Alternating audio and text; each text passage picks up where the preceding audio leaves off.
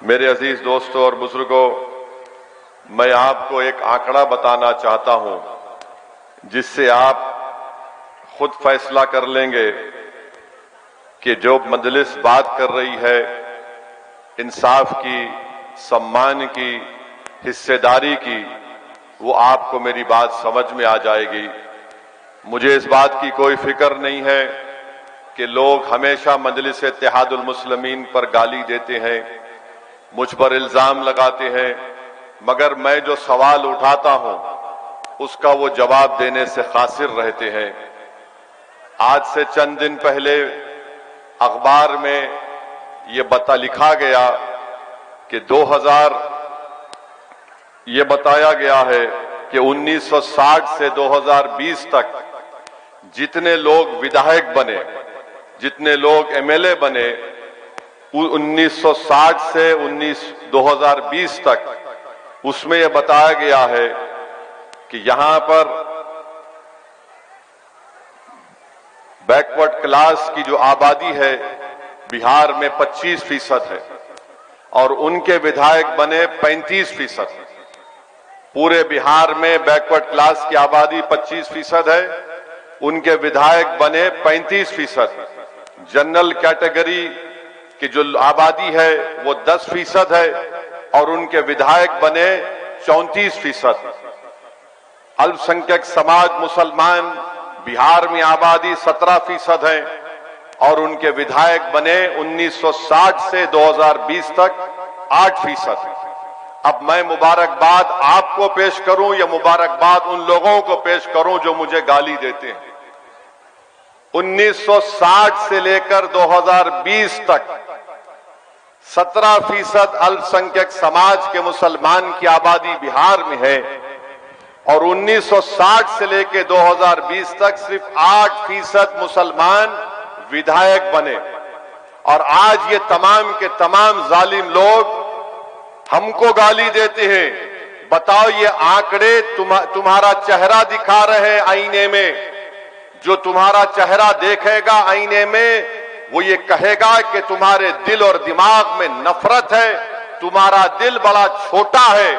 क्योंकि जब अगर तुम्हारा दिल बड़ा होता तो फिर इतने कम तादाद में 17% के 1960 से, यानी आप बताइए हम 2024 में हैं, 60 साल में जितने विधानसभा के चुनाव हुए 17% अल्पसंख्यक आबादी के लोग सिर्फ 8% जीतते हैं और बैकवर्ड क्लास जिनकी आबादी 25% है उनके 35% लोग विधायक बनते हैं। जनरल कैटेगरी के लोग जो 10% आबादी में उनका हिस्सा है 34% उनके विधायक बनते हैं। तो बताओ आप क्या फैसला करने वाले हैं 11 तारीख को? इसी तरह कोई आपको आकर डराएगा, इसी तरह कोई आकर आपको फुसलाएगा, इसी तरह कोई आकर आपका इस्तेसाल करेगा। मेरे भाई, मैं सच्चाई को बयान कर रहा हूं। जो सामाजिक न्याय की बात करते हैं, प्रधानमंत्री सबका साथ, सबका विकास, सबका विश्वास की बात तो जरूर करते हैं, मगर उनकी पार्टी एक भी मुसलमान को टिकट नहीं देती।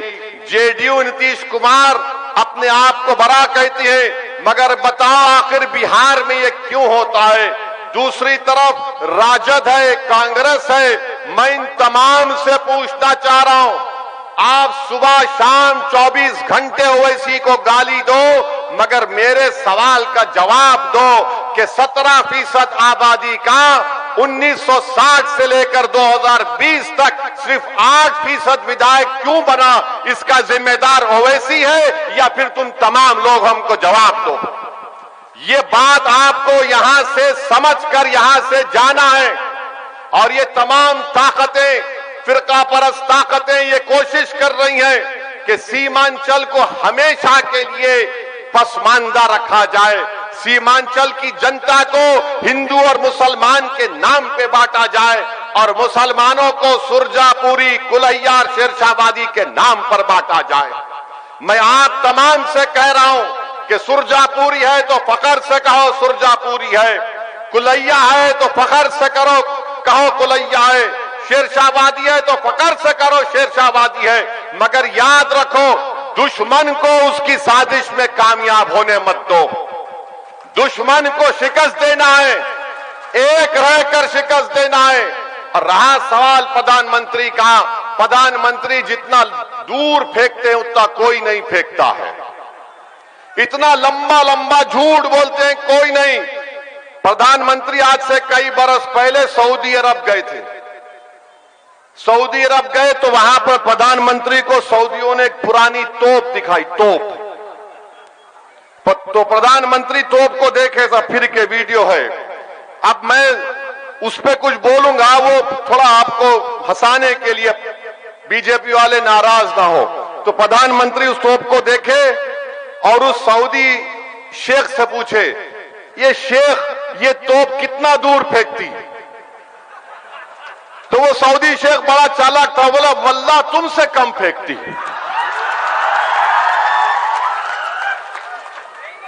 अरे 15 लाख अकाउंट में आ जाएंगे, 1 करोड़ नौकरी मिलेगी, पूरा ब्लॉक का पैसा आ जाएगा, सब हो जाएगा। कुछ नहीं हुआ। 3 मर्तबा बिहार की जनता ने मोदी को प्रधानमंत्री बनाया और प्रधानमंत्री क्या दिया बिहार को? कुछ नहीं दिया।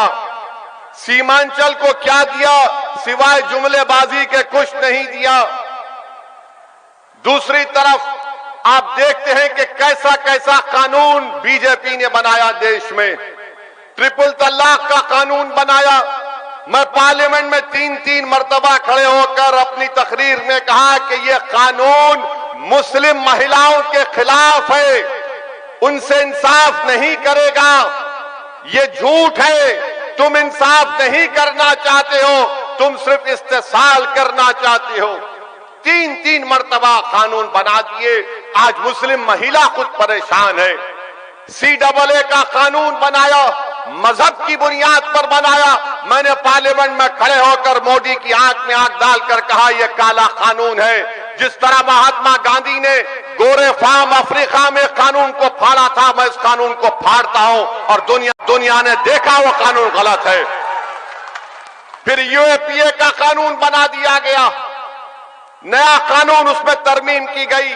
मैं प्रोफेसर मुसव्विर आलम से पूछना चाह रहा हूं, आप तो पढ़े लिखे हैं ना प्रोफेसर साहब, आप हमको बताओ, जब 2019 में अमित शाह UAPA के कानून को तरमीम कर रहा था तो क्या तुम्हारी पार्टी उसकी तायद नहीं की? बताओ प्रोफेसर साहब, किसने उसकी मुखालिफत की थी?